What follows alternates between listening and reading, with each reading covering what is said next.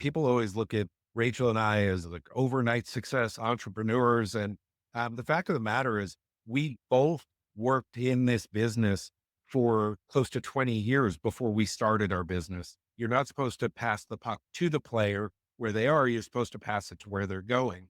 And that's really for us in business. Evan, thank you for coming on the Explain Yourself podcast. We have Evan from StoreBound. So please, can you introduce yourself for us and tell us a little bit about you? Sure. I'm Evan Dash. I am the CEO and founder of StoreBound, which makes Dash appliances. Also, coincidentally, or not so much my last name, and recently became a best-selling author of the book, A Dash of Good, all about my career growth and starting the company and what it's been like. So you started this company in 2010 with your wife. You're now getting 1 million in sales. I'm really interested to hear how this idea came about and how you got that first customer. Yes, we've done several $100 million. We've done over $1 billion in sales since inception. We were over $100 million when we sold a stake in the business in 2020. But when we started, it was just my wife, Rachel, and I in the kitchen of our apartment in New York City. We both had corporate jobs. I had worked at Macy's running their home business. She had worked at Bed Bath and Beyond. And we understood retail and we understood the product category that we were going into. But as retailers, we felt that there were no suppliers that were really addressing the younger consumer who was really into nutrition and cooking. And we saw an opportunity in the market. So we decided to jump in and we founded the business in 2010. We started shipping small kitchen appliances under the Dash brand in 2012, and we grew exponentially, went through pretty much about every stage that I could have imagined going through. And we bootstrapped all the way through. And finally, in 2020, we sold the first round of equity to a strategic partner who owns 55% of the company. But we continue to run it exactly the way it was, using all the same values and philosophies. And they just help to support us behind the scenes. And it's been an amazing partnership. Okay, so you were starting in 2010 with you and your wife, just in your Yeah. house, and you saw this opportunity. So you got that right. You saw that just from your careers, you were able to hope that you were right and you jumped in and then you just started selling under your first brand before you transitioned into the Dash brand in 2012. Is that right? Except for we hope. We always say hope is not a strategy. We were convinced. We really knew that this was an opportunity. We didn't expect for it to have taken off the way that it did or for us to do as well as we did, as quickly as we did. But we really knew that there was this opportunity because we were living in this business every single day. Yeah, that makes sense. How are you measuring your growth in the early stages? How are you measuring, yeah, just your growth? I would assume sales. So when you were moving from 0 to 1 million, what did that look like? First year out, we did about 2 million in sales. And that was just us kind of testing the waters with major retailers. We went from 2 million to the following year, 8 million, following year, about 15, 25, 40, and onward through 100 million. And what it looked like all along was pretty consistent. We started the business based on certain values, and those are the values that we hold true today. Actually, the subtitle of my book is How to Build a Valuable Business Based on Your Values. The things that have changed is there were obviously growing pains and the scale was much greater. And we went from 2 people working in the company to over 100 people working in the company. And our warehouse filled up with millions of dollars of inventory. And we went from shipping hundreds of products a month to thousands of products a month to over 1 million products a month. Yeah, that's wild. So you were going from how long did it take you to get to 50 million from, say, Well, 2010? I think we got there within 4 or 5 years. Okay, so you're experiencing some pretty significant growing pains just along the way, like very heavily. Because if you're shipping from your house, even just operations, that has a big, like you need to get a warehouse right away. You're probably constantly, yeah, I guess tell me about like those growing pains. Did you know what you were doing or were you just figuring out as you went? No, I mean, that's the interesting thing. People always look at Rachel and I as like overnight success entrepreneurs. And the fact of the matter is, we both worked in this business for close to 20 years before we started our business. Where I worked for over 20, she worked for closer to 10. So we really knew the ins and outs of the business. We understood where to get things made, how to get things shipped, and we never operated like a startup where we're shipping goods out ourselves. We were always in a warehouse. We always had the necessary computer systems.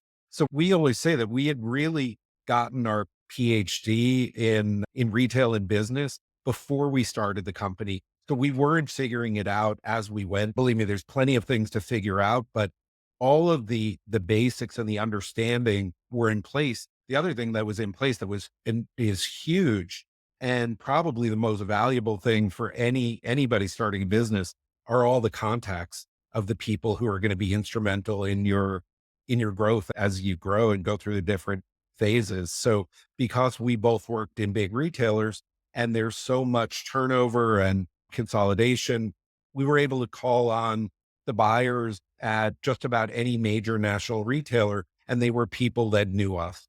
So we were able to quickly get appointments. So it became all about how do we add value for these people? Why should they do business with us? And we didn't want the reason to be that they like us and we have a pre-existing relationship. We wanted to do something for them that really gave them incentive to build their businesses with us. Okay, that makes a lot of sense. I was in e-commerce for a while and I did go through all of the horrible growing pains of shipping out from the house, Well, moving to a 10,000 square foot warehouse. It was really chaotic and crazy. I wish that I knew people like you when I was in that business. I'm not anymore, but there's just a lot of things people don't think about. but that's so funny because when we went out originally, we were going to raise capital for the business Yeah. and presented our business plan. And everybody that we were talking to was basically telling us, you guys are crazy. You should be doing e-commerce. You should be going direct to consumer. You should be cutting out these retailers. And our view was, we don't know that business. We don't understand customer acquisition. Any of the models that we look at with what we wanted to sell, it's not really a profitable undertaking for us. We didn't understand the logistics behind it, but we did understand big retail and we were going to stick to what we really understood. And we knew that as we built the business that we would always be able to put our foot into the e-com swimming pool. But we really wanted to make sure that because we were investing all of our own money in it, that we stuck to what we really understood and what we felt we could do predictably versus learning as we went along.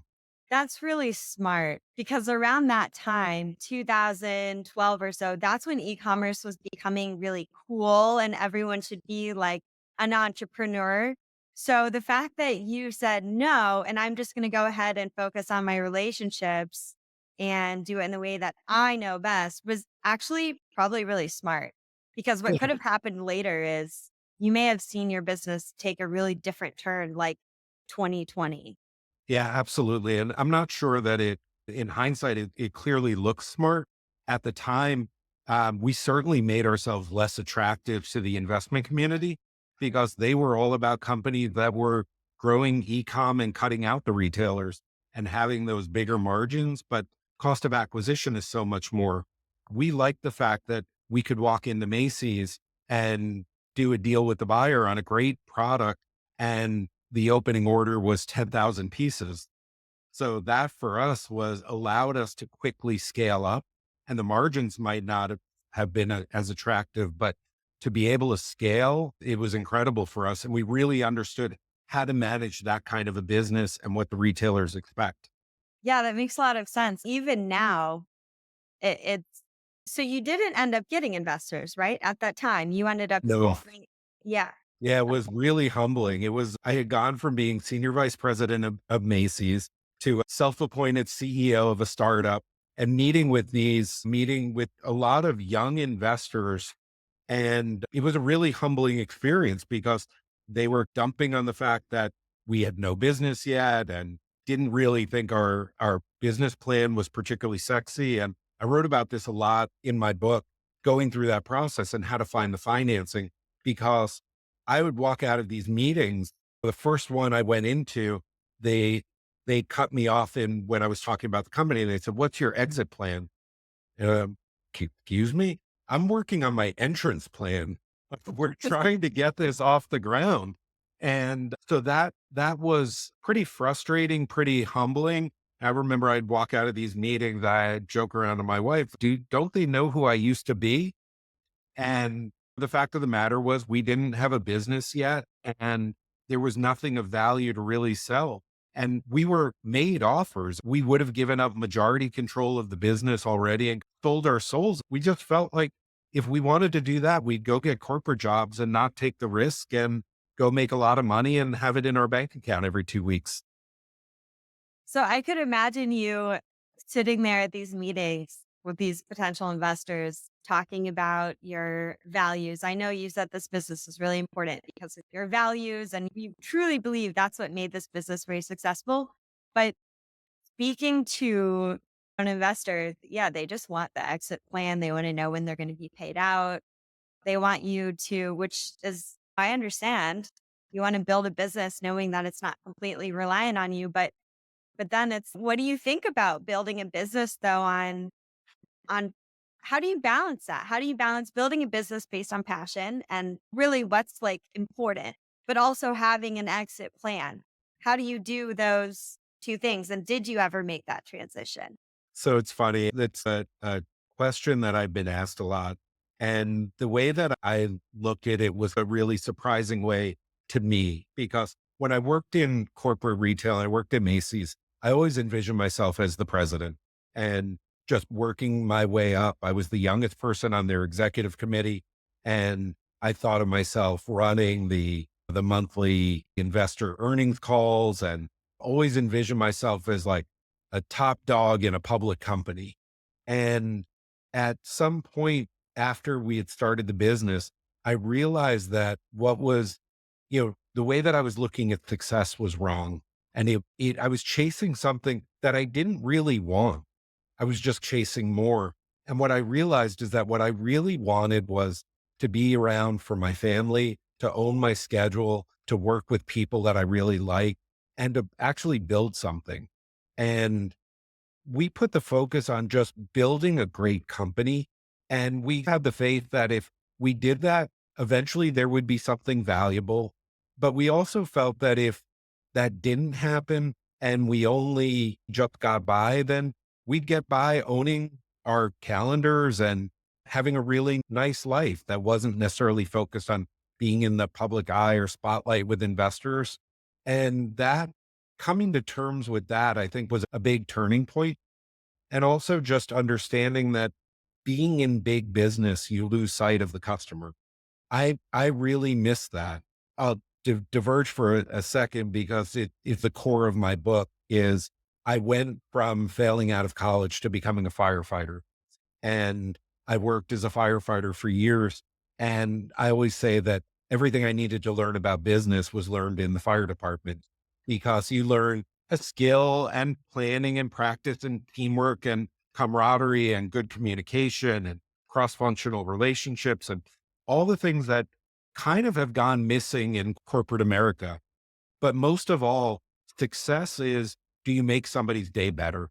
Are you enriching lives?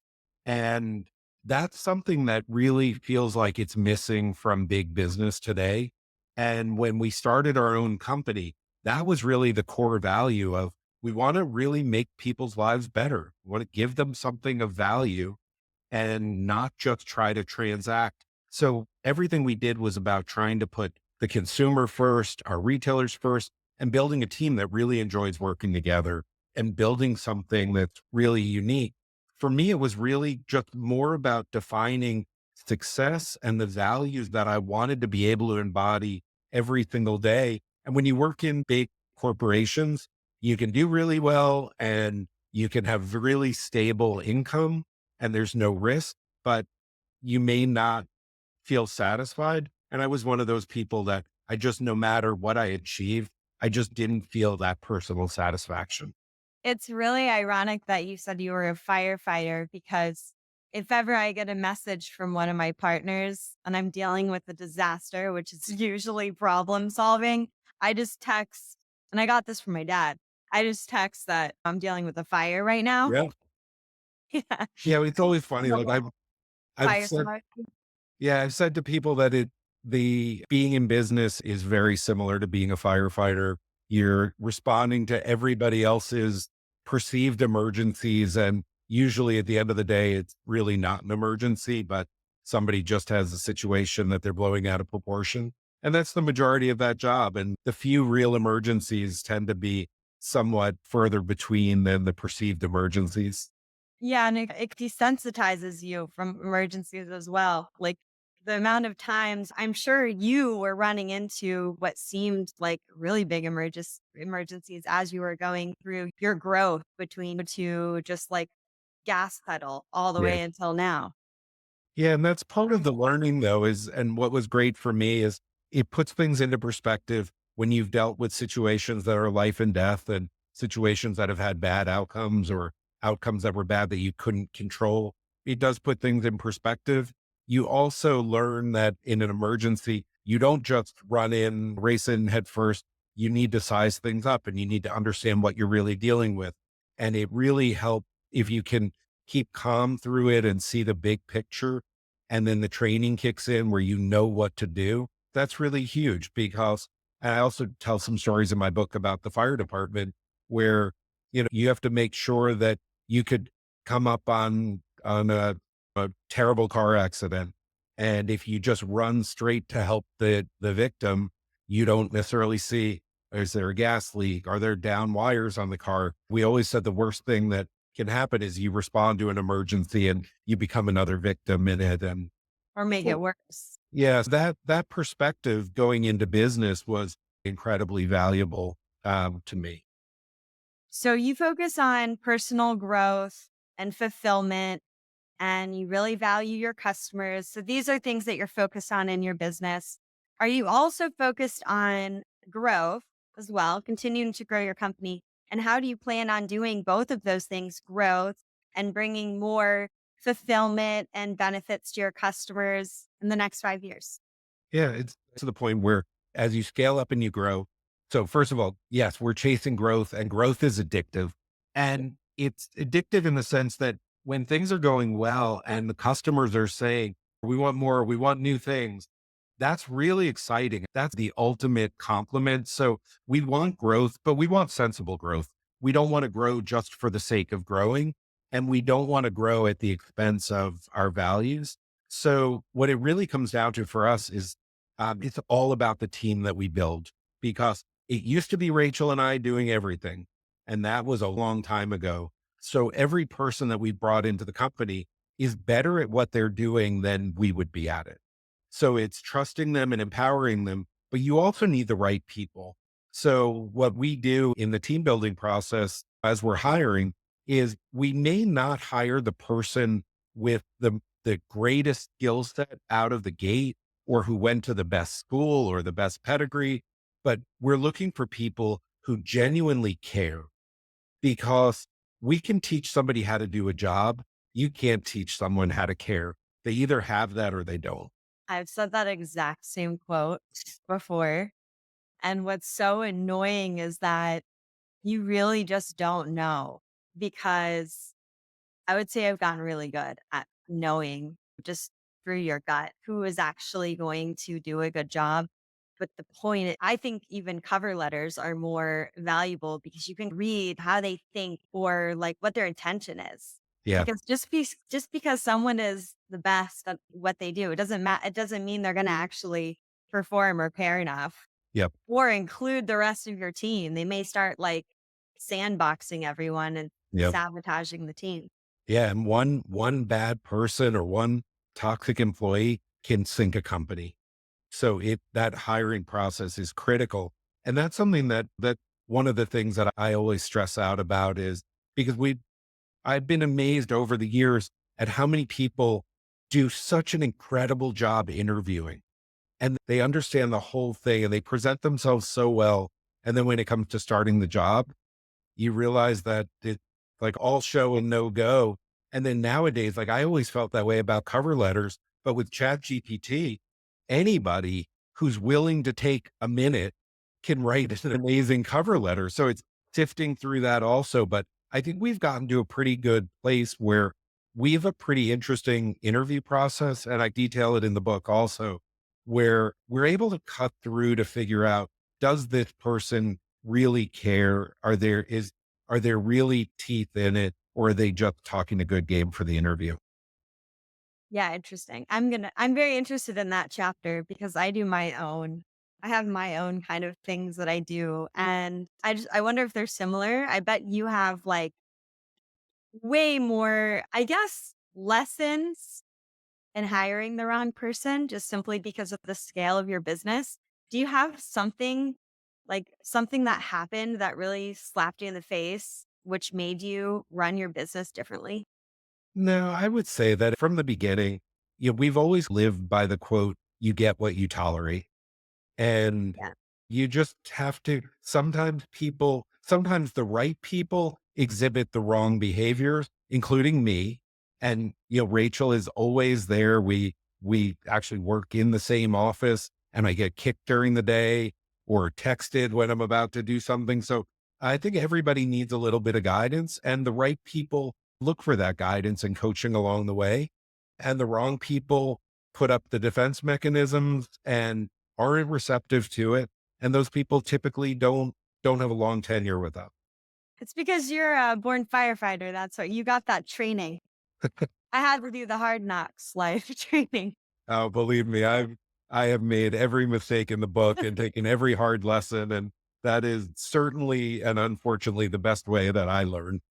I'm a professional at that. So, as you're growing then, what kinds of strategies are you going to be focused on in growth, and are you looking at what your competitors are doing, or do you have your own strategy based on what you intuitively think is best or what your clients are liking? How are you assessing your growth and your growth strategies?